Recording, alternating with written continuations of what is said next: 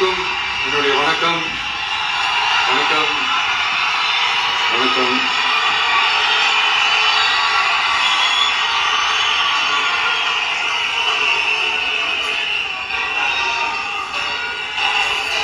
என்ன சொல்றது, எப்படி ஆரம்பிக்கிறதுன்னு தெரியல.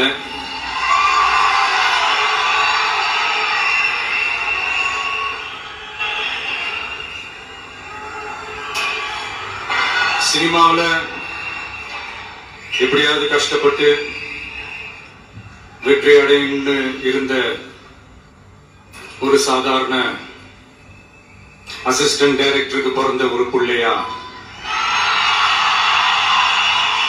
எனக்கும் வாழ்க்கையில வறுமைனா என்னன்னு எனக்கு நல்லாவே தெரியும், பசினா என்னன்னு எனக்கு நல்லாவே தெரியும். நான் ஒன்றும் பெரிய மன்னர் பரம்பரையிலிருந்துலாம் வந்துடல.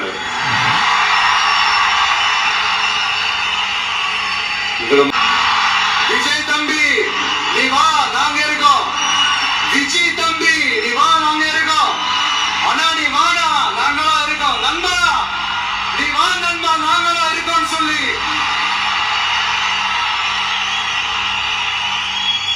அவ்வளவு அன்பா அவ்வளவு உறவா என்ன ஏத்துக்கிட்டீங்க. இந்த நேரத்தில் இதை நான் சொல்லணும். இந்த டிராவல்ல, இந்த ப்ராசஸ்ல எனக்கு எவ்வளவோ கஷ்டங்கள், எனக்கு எவ்வளவோ அந்த அவமானப்படுத்துறதெல்லாம் ஒரு பக்கம் இருந்தாலும், எனக்காக கூட நின்ன உங்களுக்கும் அதே மாதிரி கஷ்டங்கள், அதே மாதிரி அவமானங்கள்,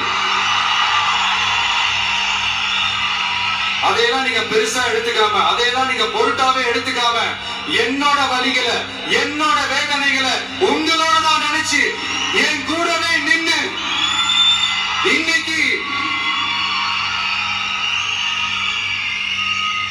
சி ஜோசப் விஜய் எனும் நான்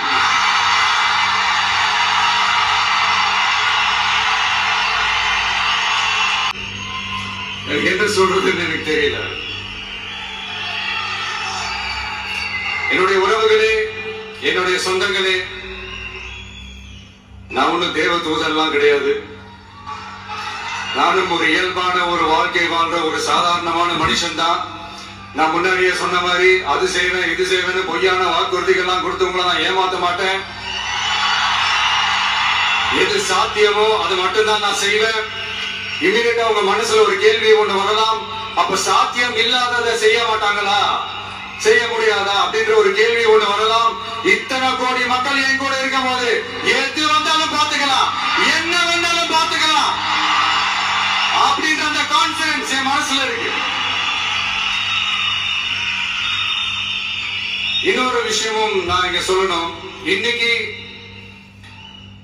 நம்ம தமிழ்நாடு கவர்மெண்ட் இருக்கிற அந்த நிலைமையை பத்தி நான் உங்ககிட்ட நான் சொல்லணும். கிட்டத்தட்ட 10 லட்சம் கோடிக்கு மேல கடன் வாங்கி வச்சுட்டு போயிருக்கிற இன்னைக்கு அந்த தமிழ்நாடு அரசு இருக்கிறப்போ, கஜானாவை சுத்தமா தொடச்சி வலிச்சு வச்சுட்டு போயிருக்கிறப்போ,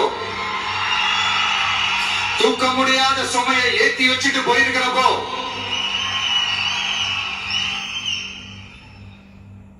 அப்படிப்பட்ட ஒரு நிலைமையில தான் இந்த பொறுப்பை நம்ம கையில் எடுத்திருக்கிறோம். உடனே நீங்க நினைக்கலாம், என்னடா இவர் ஏதோ பொறி வச்சு பேசுறாரு அப்படின்ட்டு. அப்படியெல்லாம் எதுவுமே கிடையாது. உள்ள போய் பார்த்தாதான் தெரியும் எது எந்த நிலைமையில இருக்கு, என்ன இருக்கு என்ன இல்ல, எது எந்த நிலைமையில இருக்கு எது எந்த நிலைமையில இல்ல. சோ அதையெல்லாம் பார்த்துட்டு உங்களுக்கு ஒரு வெள்ளை அறிக்கையா அது வெளியிடணும்னு நான் நினைக்கிறேன். ஒரு டிரான்ஸ்பரண்டான ஒரு கவர்மெண்டா, அதாவது இன்னைக்கு நம்ம தமிழ்நாடு கவர்மெண்ட் இந்த நிலைமையில தான் இருக்கு அப்படின்றது உங்ககிட்ட சொல்லிட்டு I just want to take it forward from there. அதை தான் நான் முதல்ல செய்யணும்னு நினைக்கிறேன்.